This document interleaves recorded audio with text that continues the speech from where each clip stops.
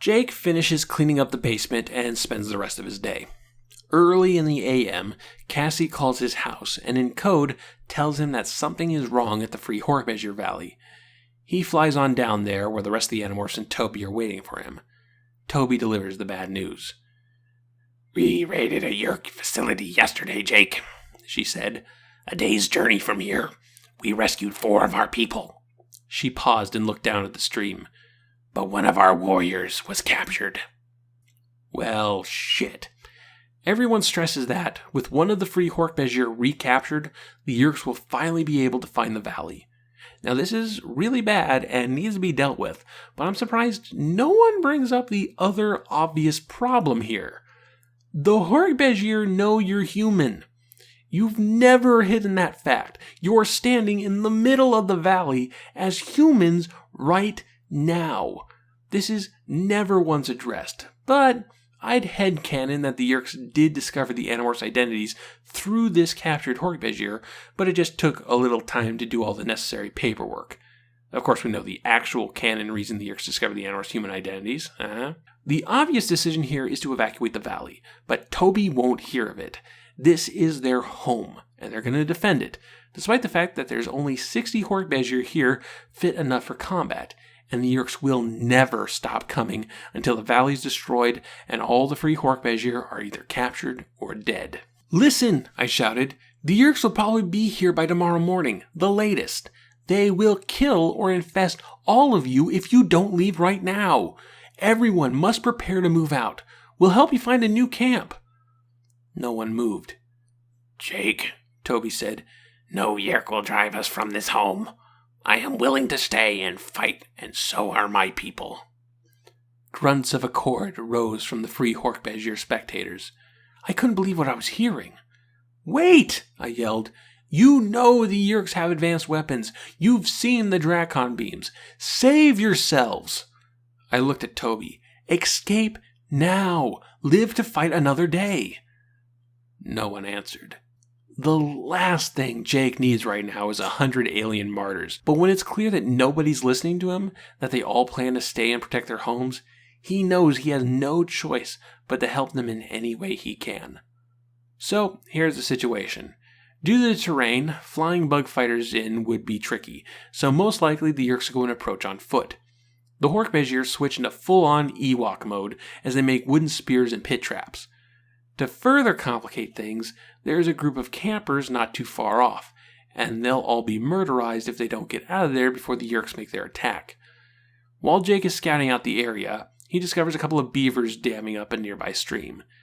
This triggers one of those cartoon idea light bulbs. "We're gonna flood them out," I announced. "We're going to wash the Yeerks back down the valley. The beavers have already started things for us. We just have to expand their dam to hold back enough water to make a mini tidal wave." "Nap time," Marco sang. "I think someone's a little overtired." "I'm fine," Tobias laughed. "You know, this mission is seriously important. I'm thinking the morph should be a little more, glamorous. I mean, going beaver to save an entire colony of aliens is like putting James Bond behind the wheel of a minivan with a bumper sticker that says, 'World's Greatest Mom.' No offense." "Christ, guys! Here's Jake. He's been up since 4 a.m. trying to make the best of a clearly suicidal situation. And you guys are going to shit on him because beaver morphs aren't sexy enough? Jake, if there was ever a time to quit, it'd be now." He managed to get them on board, though, so everyone acquires and morphs beavers. Axe doing all the calculations to design a dam that'll hold as much water as possible at the greatest pressure possible. With that construction underway, Jake and Tobias fly over to the campers to get them to leave. It was a short flight to the campsite. We were careful to land far away enough so that no one could see us demorph and morph in Tobias's case. Then we walked towards the brightly colored tents. Thank God we could finally morph some halfway decent clothes, the result of a whole lot of experience. Boys in t-shirts and jeans generally look a lot saner than boys in spandex. "What? Since when? Since when could you morph normal clothes? That's not something you figure out between books. So what's the secret? You've been morphing for 3 years at this point, so it's not something you gradually picked up on. There must have been a moment of discovery where you all went, oh, so that's how you morph clothes. A moment I'm sure Animorph fans would have loved to have seen. Well, whatever. At least this morphing clothes thing should stay consistent for the rest of the series, right? Right? Jake and Tobias approach the camp, which we learn is actually a gathering of Star Trek fans. The two of them try lying, saying a storm is blowing in, but these guys are on top of the weather report, so no dice. They don't have much time, so Jake decides it's finally time to tell some people about the invasion. The two of them morph in front of the campers, causing a stir, but now they finally have their attention, and now they tell them about the Yeerks. The reaction isn't quite what they expected. I've waited my entire life to make contact, he said suddenly. My name is Richard Carpenter. What do you call yourselves? What system do you call home? What system? What solar system are you from? Are you with the Federation? Is your ship in orbit or on land? Unbelievable. I almost laughed. I said, we're from Earth, just like you. Ah, yes, Richard said. I always knew you lived among us. I have friends who've seen your ships. We don't have any ships, Tobias said. Richard reached out, grasped Tobias's hand, and pumped it in a too long handshake. Then he grabbed my hand. I'm honored to meet you, so very, very, very honored. Meet Richard. Richard is camping with his 2 children. He is a grown adult with no obvious mental impairment. He is a Star Trek fan, and having now seen something clearly supernatural, he believes this is all related to Star Trek. It's not that he believes in aliens. It would be one thing if he was a general UFO fanatic, the kind of guy who makes yearly trips to Roswell and listens to Coast AM religiously. Believing in aliens? That's fine. Richard believes Star Trek is real. That the universe created by Gene Roddenberry, Gene Kuhn, and D.C. Fontana is a real thing. That Vulcans and Klingons and Tribbles and Clint Howard are all real. This is not a healthy thing to think. Has he always been like this, or did he just now snap? And why is this a thing in this book? Why did Kay Applegate feel that slagging on Star Trek fans was something that this story needed? Well, let's take a moment to talk Trekkers. Trekkers tend to be the measuring stick in which we measure any fandom, as many people still see them as an extreme, something that if you reach, you've gone too far, though I think bronies might be competing for that title. This image of the maladjusted, antisocial Star Trek fan was coming off an all-time high when this book came out. Number 47, The Resistance, was published in November of 2000. In 1999, we had not 1, not 2, but 3 films come out that helped paint our pop culture image of Trekkies. The one you've most likely have seen, and the best natured of the 3, is Galaxy Quest, where a bunch of aliens watch a Star Trek-esque show, think it's real, and ask the actors from the show to help them with a real galactic threat. It's a very loving and goofy film. I highly recommend it if you haven't already seen it. But still, it does feature an entire race of deluded Trekkies, an entire race of Richards. Then there's Free Enterprise, about 2 shitty human beings who get to meet their idol, William Shatner, and find the man not quite up to their vision of him, because they're entitled dickwads. This film paints Trekkies as misogynistic, entitled boys' club nerds, and I hate it. I hate this movie. Finally, there is the documentary Trekkies, which was filmed in 1997 but didn't get a theatrical release until 1999. This film isn't as negative to Star Trek fans as Reputation might lead you to believe. You could say that its main flaw is that it lacks any thesis, any declarative statement as to whether this is healthy behavior or not. So, if you go into the film already thinking people who dress up as Klingons are a bunch of freaks, that's exactly what you'll take away from the film. It amplifies whatever your opinion of Trekkies are, and if you see it going off Galaxy Quest and Free Enterprise, you might think they're both delusional and awful human beings. I can't say if anyone involved with this book really hates Trekkers, if this is supposed to be good-natured ribbing, or if they really truly believe that there are Star Trek fans out there who think the shows are documentaries. And if there are fans like that, I really, really doubt they would find themselves being parents to 2 kids and being allowed to supervise them by themselves on a camping trip. And if that actually has ever happened, that sounds like a way better movie than I Am Sam. Well, some of the campers leave, but some, including Richard and his kids, insist on getting involved, and nothing Jake says will get them to fuck off.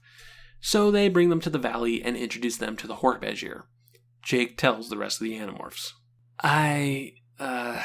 Listen, those campers from down the valley want to help the Hork-Bajir.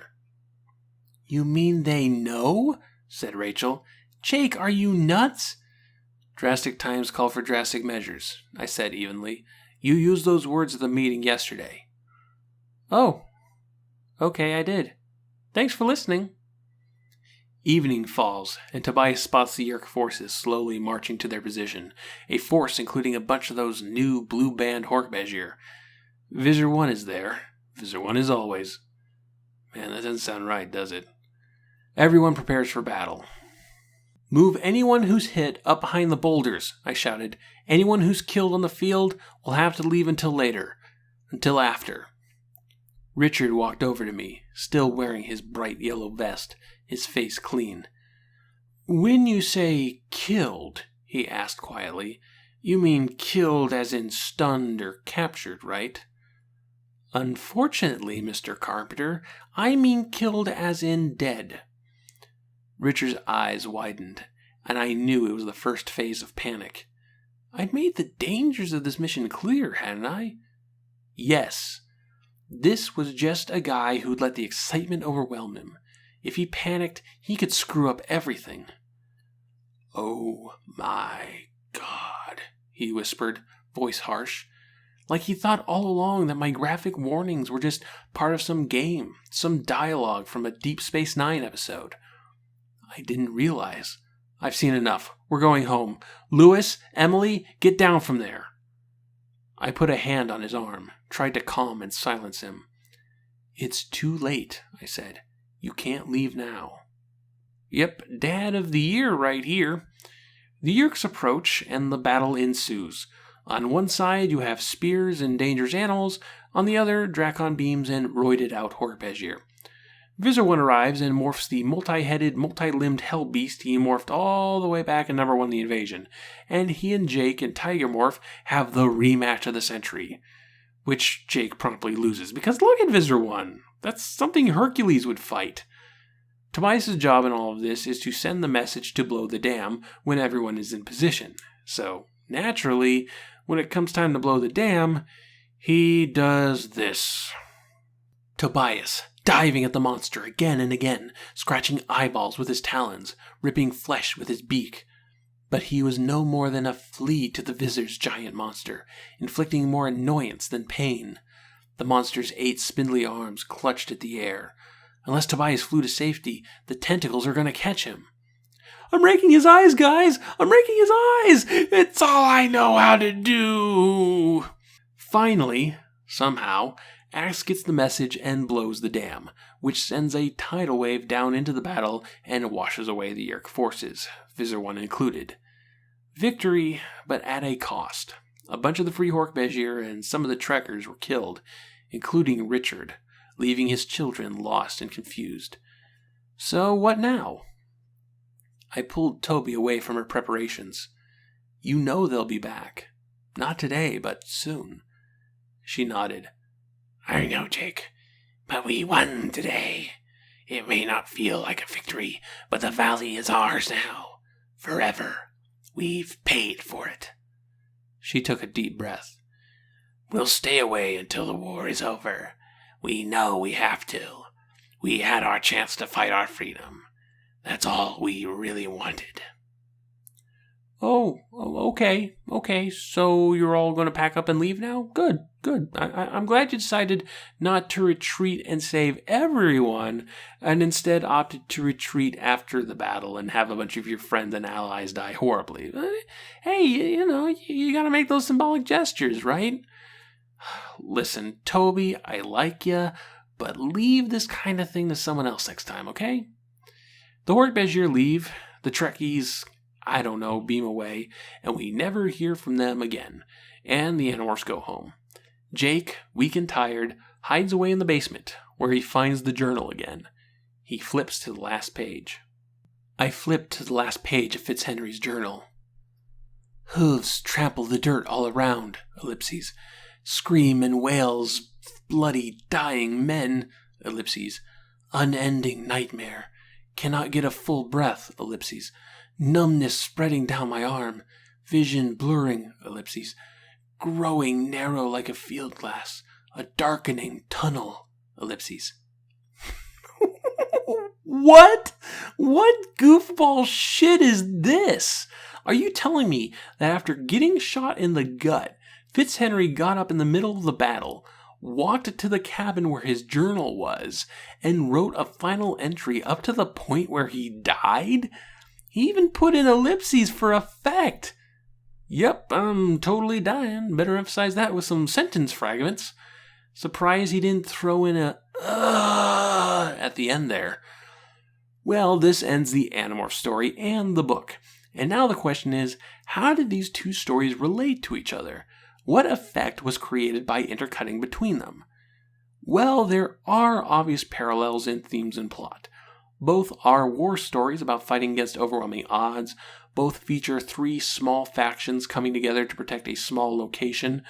Both Jake and Fitzhenry are filled with self-doubt and immense dread over the lives that are going to be lost.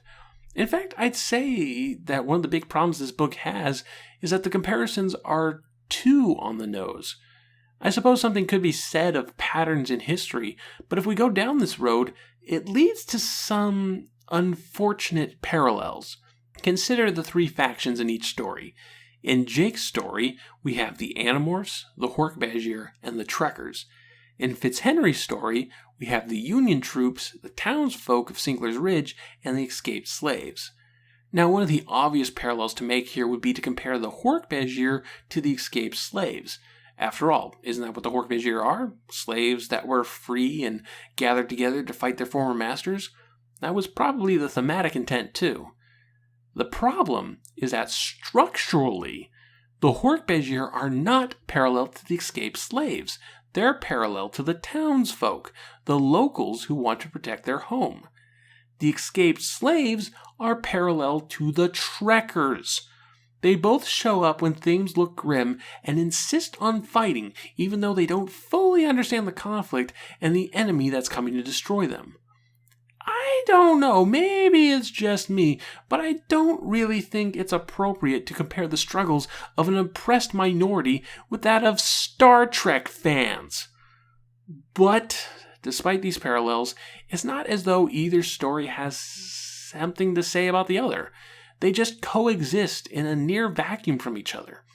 Besides that first paragraph of December 23rd and those dying words on the final page, Jake doesn't read the journal. That's weird, right?